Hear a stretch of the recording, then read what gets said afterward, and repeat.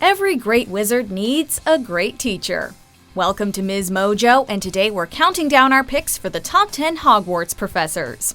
Don't forget the nice wrist movement we've been practicing. The swish and flick. Before we begin...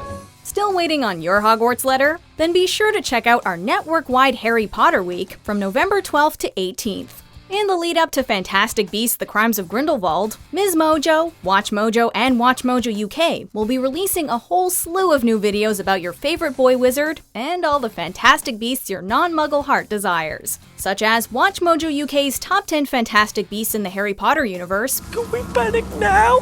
And WatchMojo's another top 10 differences between the Harry Potter movies and books. I'm the half-blood prince. For this list, we're looking back at some of our favorite educators at Hogwarts School of Witchcraft and Wizardry, hailing from before and during Harry Potter school days. While some of their teaching methods are questionable, they've each stood out in some way by making their own iconic contributions. We'll only be covering the professors that actually had tenure at Hogwarts, so Mad-Eye Moody is ruled out since he was never really there. Also, if you haven't been paying attention in their classes, there will be spoilers. Neville, what frightens you most of all?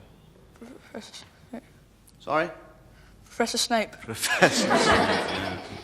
Frightens all. Number 10. Rolanda Hooch. Madam Hooch is the instructor in charge of flying lessons for first-year students. Good afternoon, class. Good afternoon, Madam Hooch. She may act a little impatient during her lessons, but she does her best to look out for the safety of her students while handling a broom. Stick your right hand over the broom and say up.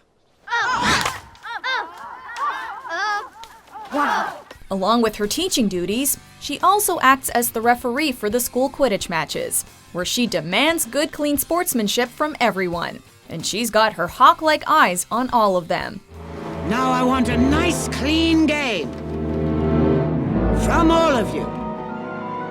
While we don't see much of Hooch after Harry's first year, it'd be safe to assume she's pretty proud, knowing that one of her students became a Quidditch seeker after only one lesson. Number 9. Pomona Sprout. Good morning, everyone. Good morning, Professor Sprout. Welcome to Greenhouse 3 second years. Now gather round, everyone. Another underrated teacher, Professor Sprout is the head of the herbology department, as well as the head of Hufflepuff House. Plant life in the wizarding world can be hazardous to those that are not careful, whether dealing with constricting devil snare or ear-piercingly fatal mandrakes. You grasp your mandrake firmly. You pull it sharply up out of the pot. Fortunately, Professor Sprout's greenhouse lessons will ensure that you're prepared for any encounter with these deadly vegetations, so long as you pay attention. Lucky we didn't panic. Lucky Hermione pays attention in herbology. While we don't get to see too much of her, we can still admire her leniency and respect for her students, as well as her contribution to the antidote that cured everyone who'd been petrified during the basilisk attacks. Number 8. Rubeus Hagrid. There's no Hogwarts without you, Hagrid. When the original Care for Magical Creatures professor had to retire, there was no one better to take his place than our favorite half-giant groundskeeper, and Harry's first real friend in the wizarding world, Hagrid. Thank you. It's not every day your young man turns 11 now, is it? Hey? With his good name restored the previous year, it only makes sense to have Hagrid teach this class, showing compassion and fascination to all kinds of mythical beasts, even describing brutes like hippogriffs, dragons, and acromantula as misunderstood creatures. Now, who'd like to come and say hello? Unfortunately, while Hagrid means well and definitely knows about the subject, his hands-on lectures with the more dangerous monsters tend to inadvertently put his students at risk, which could land him in hot water all over again. Buckbeak's been sentenced to death. Number 7. Horace Slughorn. I prepared some concoctions this morning. Any ideas what these might be? Before Professor Snape took the reins, Horace Slughorn was the master of potions and the head of Slytherin House. Unlike his intimidating successor, Slughorn was excitable and encouraging to all his students, even those outside his house. While he could be a little vain and tactless, he never meant any harm, despite accidentally giving Tom Riddle the key to becoming the Dark Lord Voldemort. One splits one's soul and hides part of it in an object.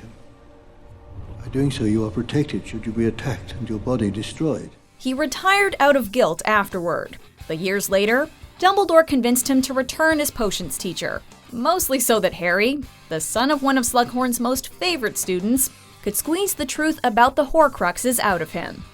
Number 6. Filius Flitwick.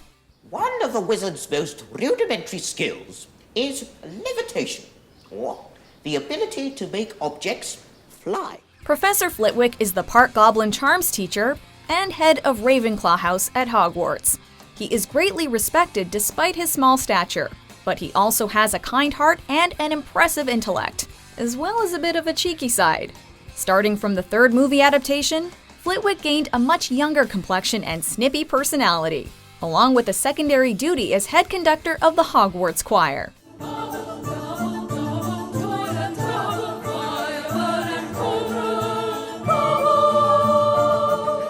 It was originally believed that this was a new wizard played by his actor, and that Flitwick was no longer needed. However, it's been confirmed that this is Flitwick, and that no matter the face, he'll always have a place in the wizarding world. Names? Professor Flitwick, you've known me for 5 years. No exceptions, Potter. Number 5. Sybill Trelawney. I am Professor Trelawney. Together we shall cast ourselves into the future. Divination may not seem like a necessary elective, but it never hurts to broaden your mind and prepare for the future. At least that's what Professor Trelawney says.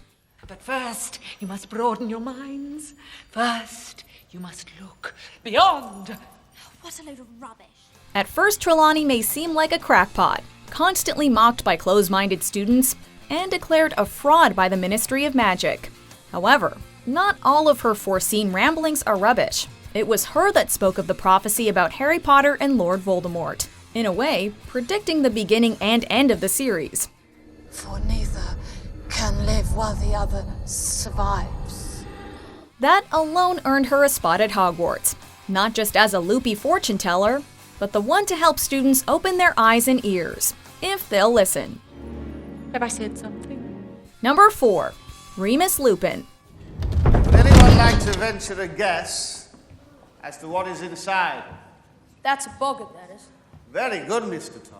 Defense against the dark arts has shuffled through multiple professors during Harry's time at Hogwarts, from cowardly traitors like Quirrell, to arrogant frauds like Lockhart, to Death Eaters in disguise, to Toadface Umbridge. Study hard and you will be rewarded.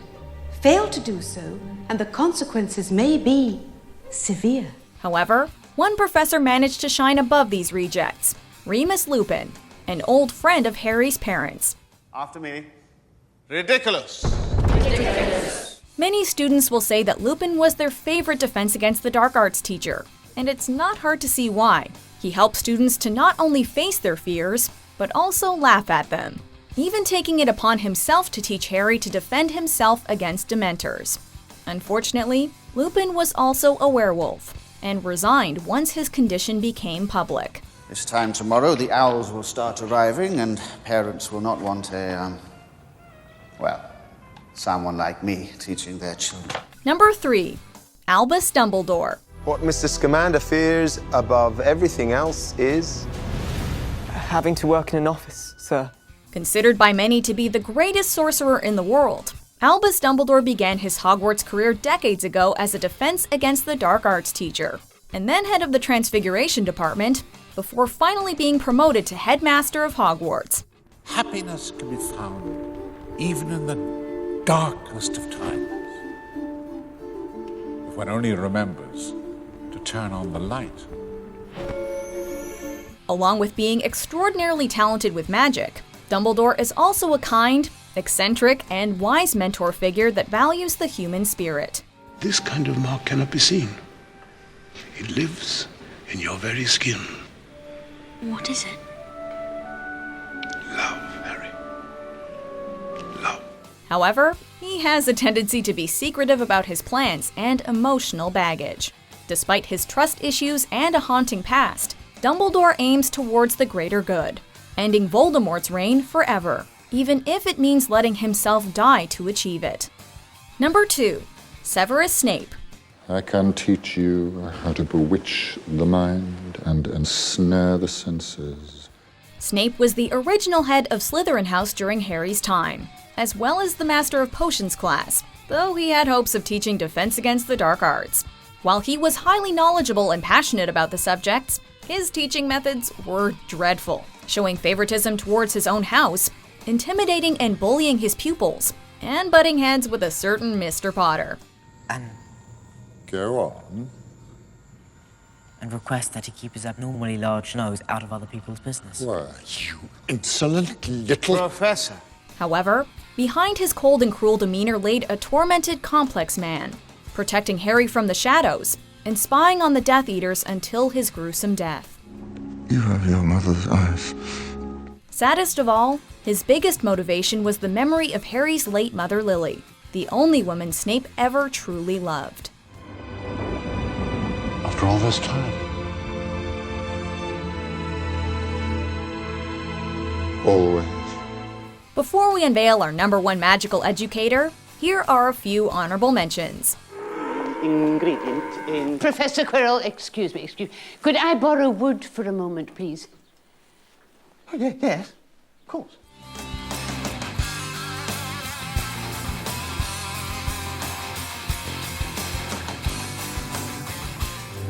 You are known to many creatures here. The forest is not safe at this time, especially for you. Number 1. Minerva McGonagall. Like so. 1, 2, 3. Ferraverto. McGonagall's shape-shifting animagus ability made her the perfect fit for teaching Transfiguration at Hogwarts. Can you imagine the look on McGonagall's face if we were late?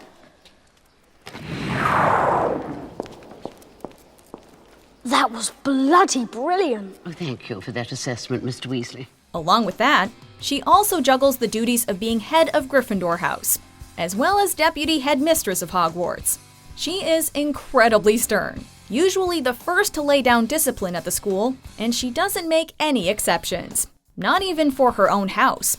Along with that, she has no qualm standing up to fellow staff members or higher authority figures if even one of them acts out of line. So silly of me, but it sounds as if you're questioning my authority in my own classroom. Minerva. Not at all, Dolores.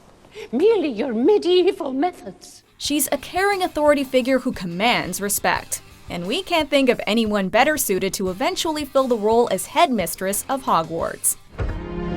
Hogwarts is threatened. Man the boundaries. Protect us. Do your duty to our school. I've always wanted to use that spell. Do you agree with our picks? Check out these other great clips from MsMojo and be sure to subscribe and ring the bell to be notified about our latest videos.